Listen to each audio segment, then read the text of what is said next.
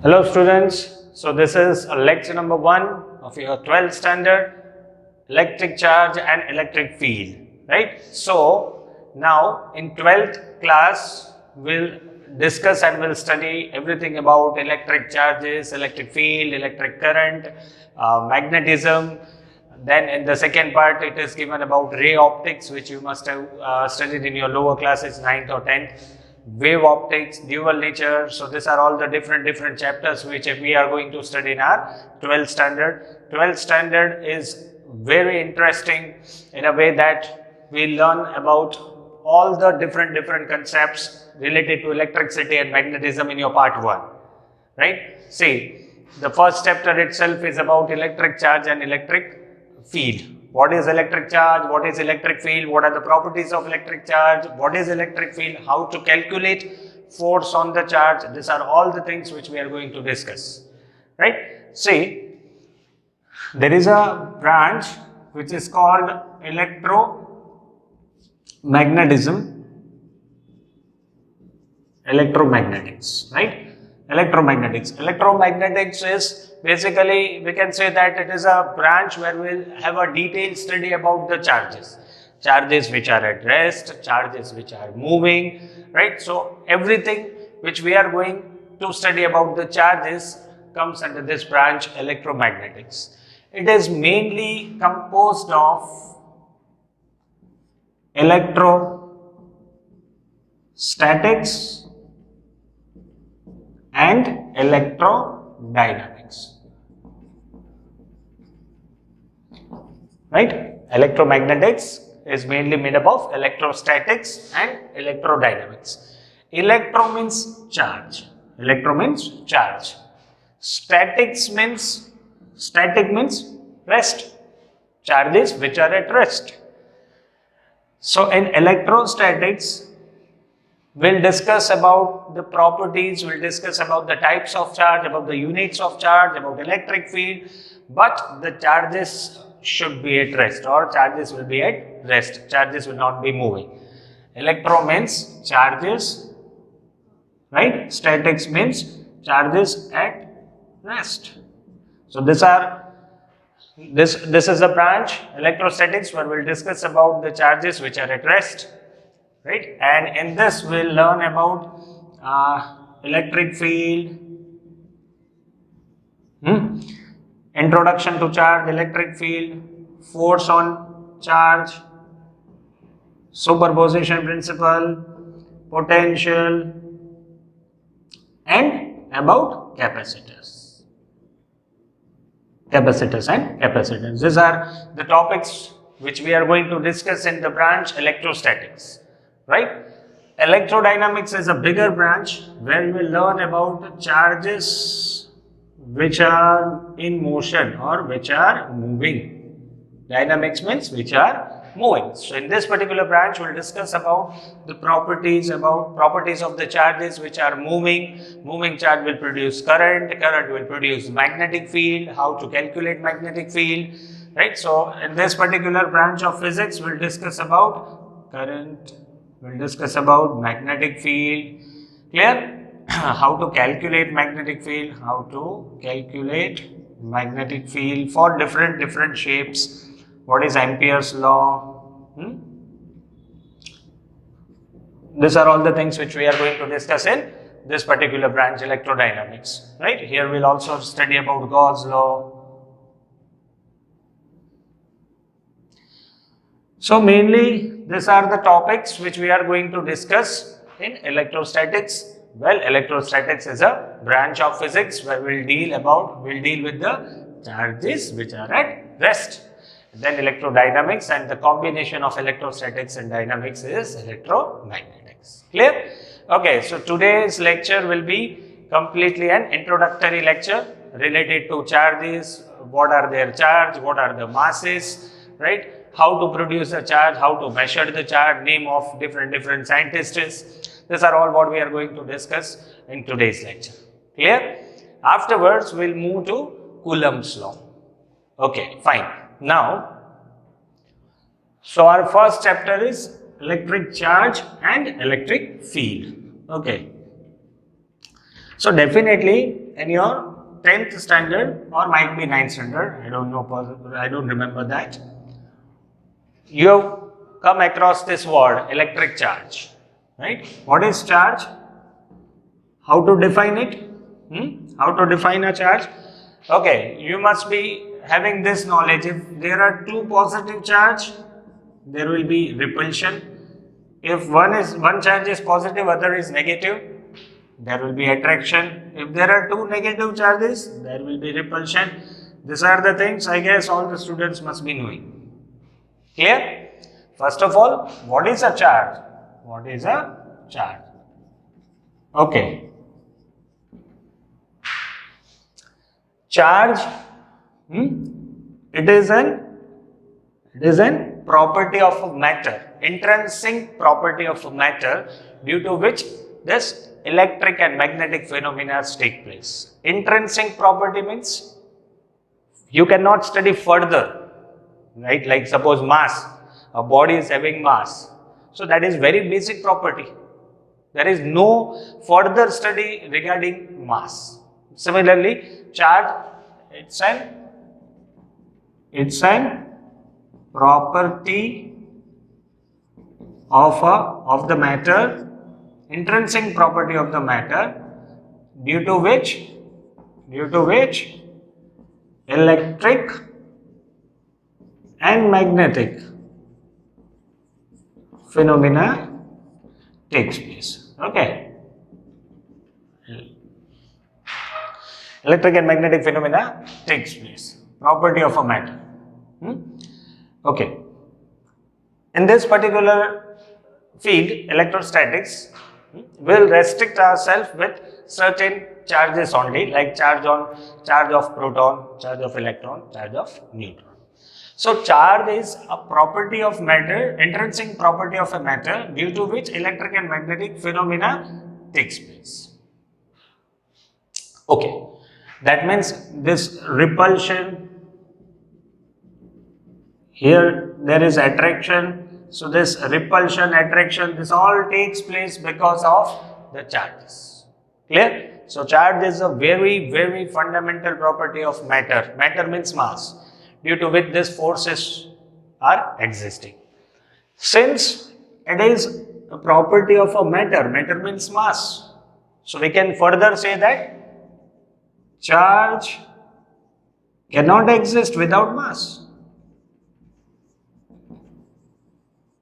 Right? Since charge is a property of matter. Charge is a property of matter. Matter means mass. It means if there is a charge, there will be mass. Clear? Charge will not exist without mass. We cannot say that a charge on a body is this, but the body is massless. No, we cannot not say that. Clear? If a body is having charge, it will definitely have mass. But converse may or may not be true. We cannot say that a body, if it is having a mass, will always have charge. No, it is not compulsory. Clear? If there is charge, there will be some mass. Clear? Now we'll discuss about the units of charge. Of course, you must have studied about the unit of charge, that is coulomb, named after a scientist. SI unit of charge is, say, coulomb. Clear? Apart from this unit, there are different CGS units of charge, which we are going to see. Okay. Coulomb is the most, I would rather say, most used unit for representing a charge. Right? Apart from this, we are having state coulomb, ESU, Franklin. These are all the CGS units of charge. CGS units of, or rather you can say these are all the smallest unit of charge. ESU stands for electrostatic unit. 1 coulomb is 3 into 10 raised to 9 state coulomb or ESU or Franklin. Clear? Right? ESU stands for electrostatic unit. Clear? Okay, so apart from this, we are also having about electromagnetic unit of charge. EMU represents electromagnetic unit of charge. So electromagnetic unit of charge is absolute coulomb. Absolute coulomb. 1 absolute coulomb is equals to 10 coulomb. Clear? So these are all the different units of charge. State coulomb, ESU, Franklin, these are all the smallest unit of charge, CGS unit of charge, and 1 coulomb is 3 into 10 raised to 9 state coulomb or ESU. ESU stands for electrostatic unit, and Franklin. Similarly, electromagnetic unit of charge is absolute coulomb, and 1 absolute coulomb is 10 coulomb. The largest unit of charge is Faraday. 1 Faraday is 96490 coulomb. Faraday is the largest unit of charge or biggest unit of charge. Clear? Okay, so up till now we have discussed about the definition of charge, right, and the units of charge. Now, in this particular chapter, or I would rather say in the whole unit, we'll mainly discuss about 3 charges. They are proton, neutron, and electron. So these are the 3 charges which we are going to discuss in this unit. Proton, it is positive charge and it is having a charge of 1.6 into 10 raised to minus 19 coulomb. The charge and the mass of this proton, neutron and electron are to be remembered. This is neutral electrically, as we all know that neutron is electrically neutral, and the charge on electron is minus 1.6 into 10 raised to minus 19 coulomb. Mass of proton is 1.67 into 10 raised to minus 27 kilogram. Mass of neutron is 1.68 into 10 raised to minus 27 kilogram. Almost they are of same mass, but neutron is slightly heavier than proton, and mass of electron is 9.1 into 10 raised to minus 31. Of course, electron is lighter than proton and neutron. Clear? Yes, one more important thing is, we have just classified the charges as positive charge, negative charge. You classified the charges as positive charge and negative charge. That means charge on proton is positive, charge on electron is negative. That does not mean that proton is having more charge than that of electron. Clear? Benjamin Franklin, I guess, was the scientist who has just distinguished the charge by giving the polarity. Clear? So this is just the polarity given to the charge. Otherwise, we will always say that yes, charge on proton magnitude wise will be equals to charge on electron. In order to distinguish the charges, plus and minus is given. Clear? That really does not mean that charge on electron is less than charge on proton. No, they are having the same charge. Okay, now how to charge a body? How to produce, how to create a charge, right? See, the matters, right? All the bodies are electrically neutral. Right? Say few phenomena which you must have observed in your daily life, as if whenever you are rubbing a comb with your dry hairs and then you are keeping it nearer to the piece of papers, you will find that the piece of papers are being attracted. Clear? During during winter season, when your jackets just touch each other, you will get a feeling of shock, electric current, right?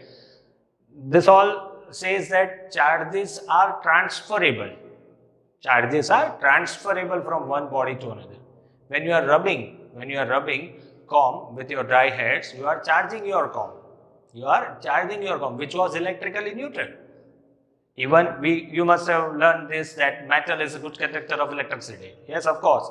But metal is first of all electrically neutral.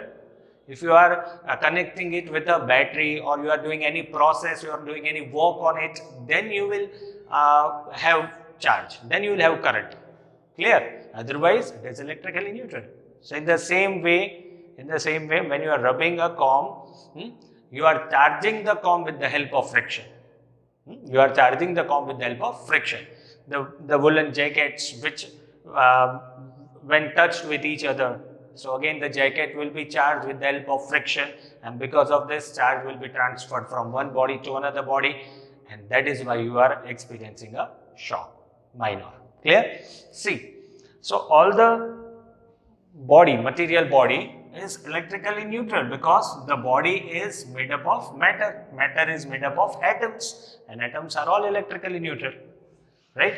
Any body is made up of matter. Matter is made up of atom.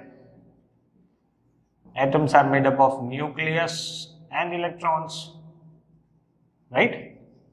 So together this is neutral, this will be neutral, this will be neutral, and body itself will be neutral. Now if you are performing or if you are doing any process on the body, then the charge will be produced on the body. Clear? So we'll take one example.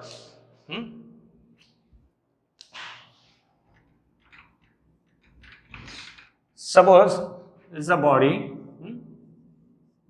it is electrically neutral. Body of mass m, it is neutral. Neutral does not mean it is not having charge. It means it is having equal number of plus and equal number of minus. Let us say there are 20 positive charge and 20 negative charge. So as a whole the body is electrically neutral. Let m be the mass of the body, right? Now suppose I am doing any process on this body. Like suppose I am rubbing this body with the help of any cloth or something like that. So due to friction, one body will lose electron and the other will gain electron, right? Charges are always transferable. But charges will remain conserved. Conservation of charge we'll definitely learn in the next topic. But here what I am trying to say is that the body is electrically neutral, right? It is having a mass m. Suppose due to friction, I am rubbing this body. So due to friction, suppose body is losing electron. Why the body will always lose electrons? Because electrons are loosely attached to the parent nucleus. So electron will be easily detached from this body and will be transferred to the another body with which you are rubbing this body. Clear? Let us say this body has A. Now when body A is rubbed with body B, is rubbed with another body B.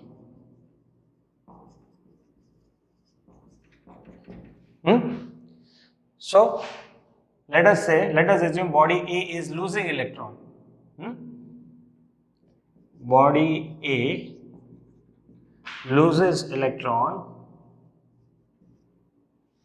and those electrons are gained by body B. It means suppose A has lost 10 electrons. So afterwards body A will have 20 positive charge and 10 negative charge, and the remaining 10 will be transferred to body B. So overall A will now be known as positively charged body,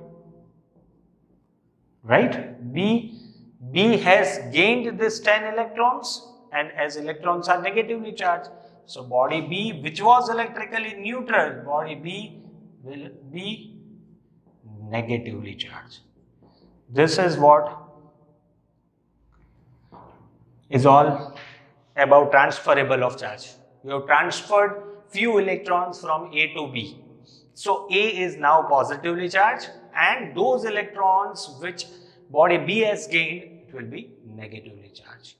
Clear? You cannot build a charge on a body. That means you cannot give positive charge or negative charge on a body. It is the removal of the electrons which will make the body positively charged, and it is the gain of electrons to another body which will make that body negatively charged. So this is how positive and negative charged bodies are made up of. So in the next video we'll now discuss about what happens to the mass of positively charged body, what happens to the mass of negatively charged body, how will you measure the charges, and what are protons, neutrons made up of, what are quarks, how many types of quarks are there. So these are all the things which we'll be discussing in our next video.